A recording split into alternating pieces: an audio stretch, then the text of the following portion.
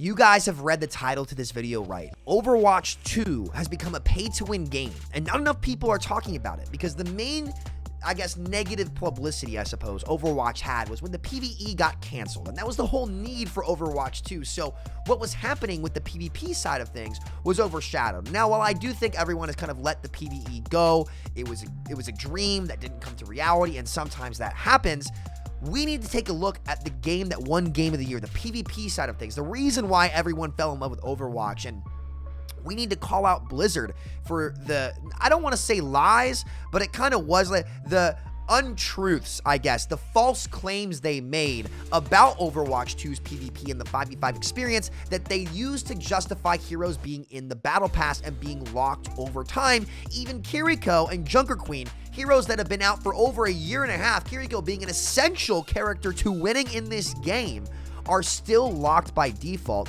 Even if you bought Overwatch 1 back in the day, it's absurd. Overwatch 2 has gone pay to win, and Team 4 needs to send a strong message going into 2024 with Bobby Kotick being gone and saying, hey, we now acknowledge heroes in the battle pass violates the competitive integrity of this game, and it's pay to win, and Mauga finally proves that. So let's start out by going to their claims pre-Overwatch 2, and we're going to read a developer blog where they talked about heroes being in the battle pass and why they think it's fair to the players. Alright guys, I'm going to read this dev blog that says Overwatch 2 explain Battle Pass shop, hero unlocks, and more from September 15th, 2022. The link to this will be down in the description, so if you want to read it yourself and see all of the claims that were made in the fine print, feel free to go do so. But let's go ahead and go down to this section where they specifically start talking about new heroes. And this is really, really important because a couple of these things have been proven wrong, and you guys will understand the train of thought once we actually get going here. So, with the launch of Overwatch 2, our roster will expand to 35 heroes as Sojourn, Junker Queen, and Kiriko join the fight.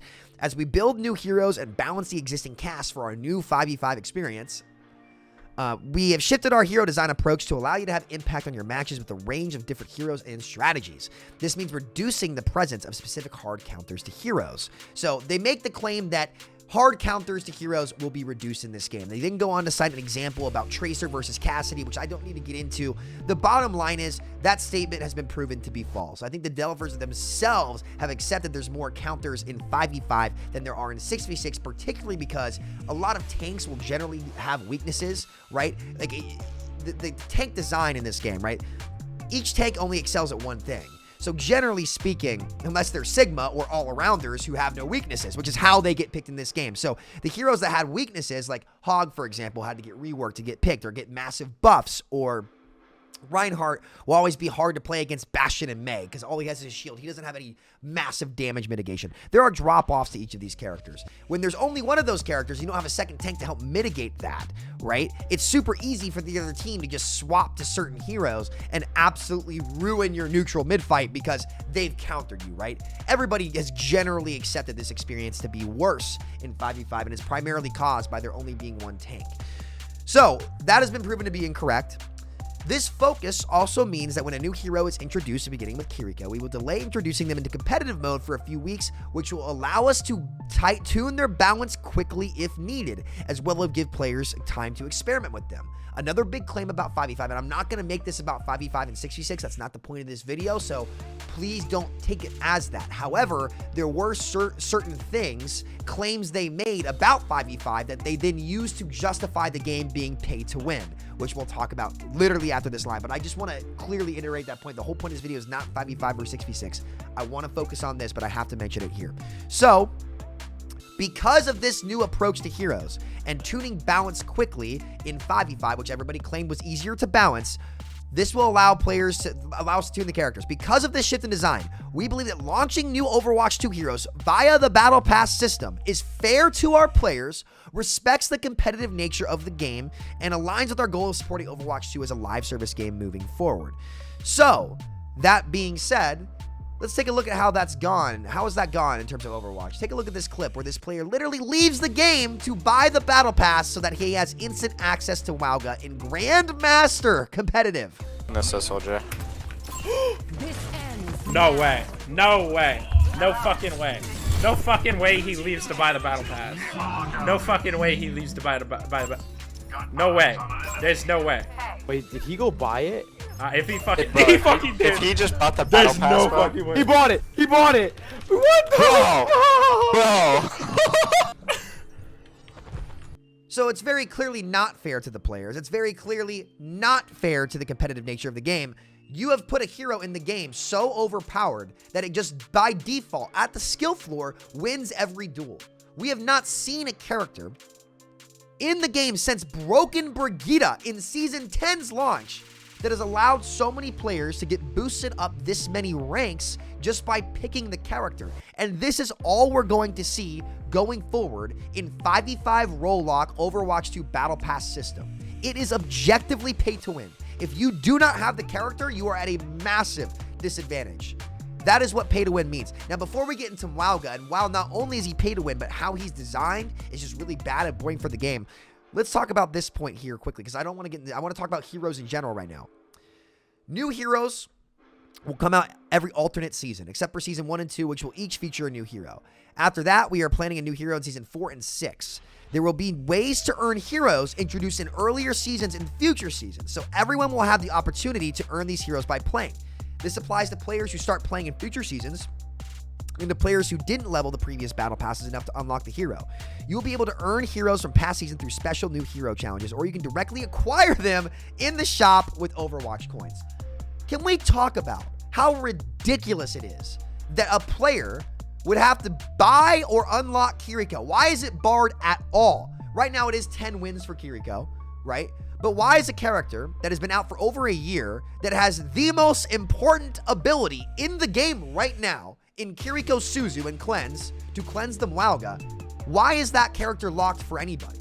Why is that character locked for people who bought Overwatch 1 accounts that maybe didn't play the game when Kiriko came out, right? Now if they want to come back into the game, they either have to buy this character or they have to go through this complicated process to find the hero challenges and then play a ton just to catch up. This is the Warzone model. And even in Warzone, when OP guns came out, they were released to the public the very next season.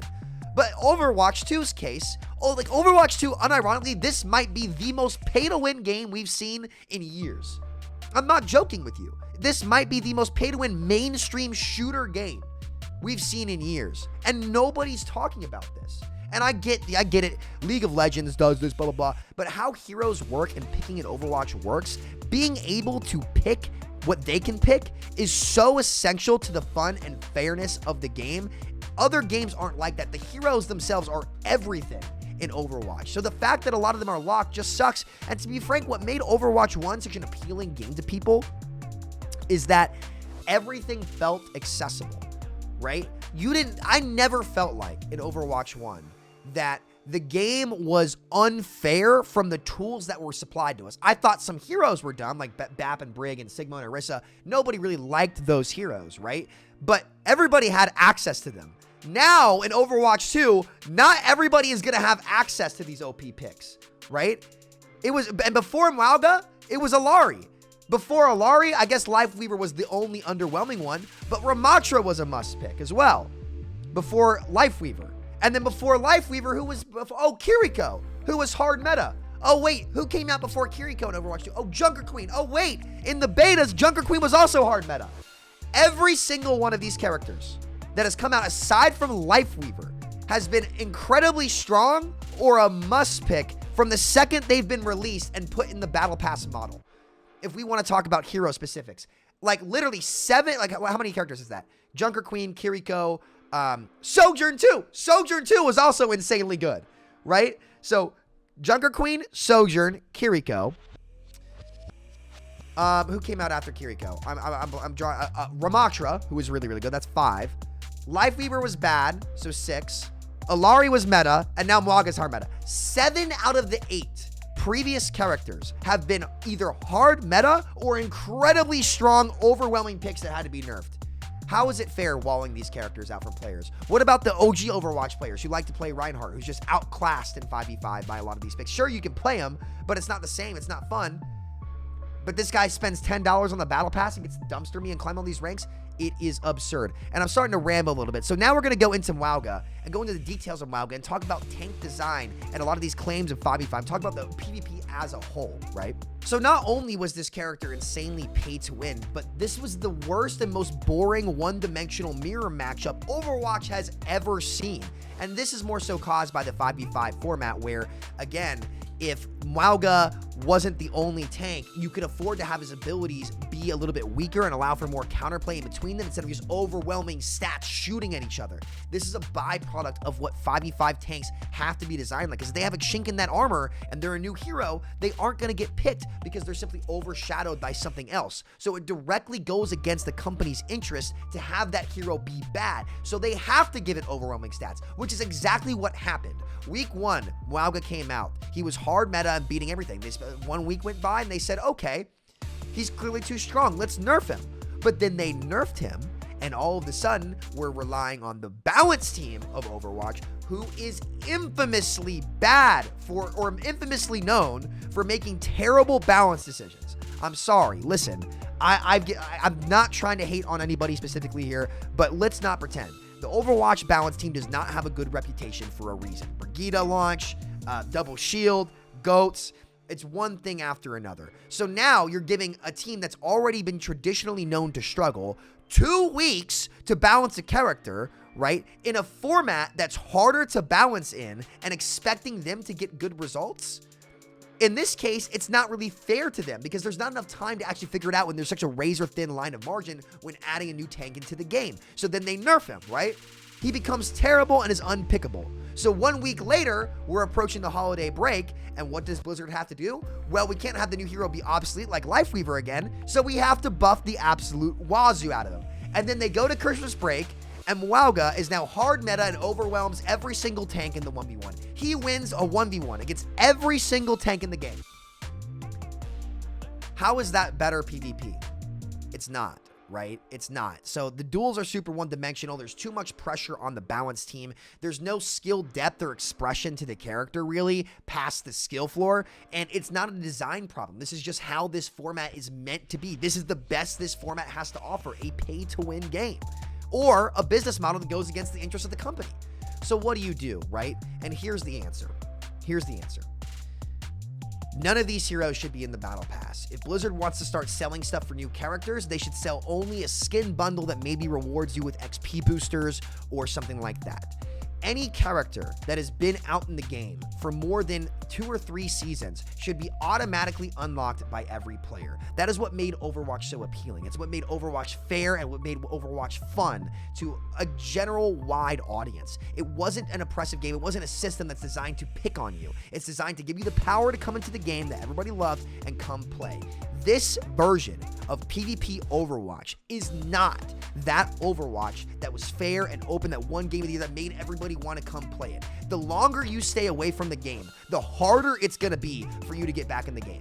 And that's the big reason I quit Warzone. They took away all the guns that I loved, forced me to play a new game instead of the maps and game that I loved, and I just stopped buying Call of Duty and stopped playing Warzone because I don't want to do that. I put hundreds of hours into this game. I don't want to have to fight an uphill battle just to feel like I can actually play the game. And at least in Warzone, when you kill somebody with a meta gun, you can pick up the meta gun and use it yourself. In Overwatch, you kill the meta character that could be behind the battle pass, and you don't get anything unless you play Echo and copy them, right? You know what they should do? They should make it so that when you copy a character, if you don't have it unlocked, you can't actually copy the character and you just stay as Echo with a fresh set of CDs. That's what I think should happen. But no, look, Team 4 has a chance, and I'm going to give them a chance here to prove themselves without Bobby Kotick.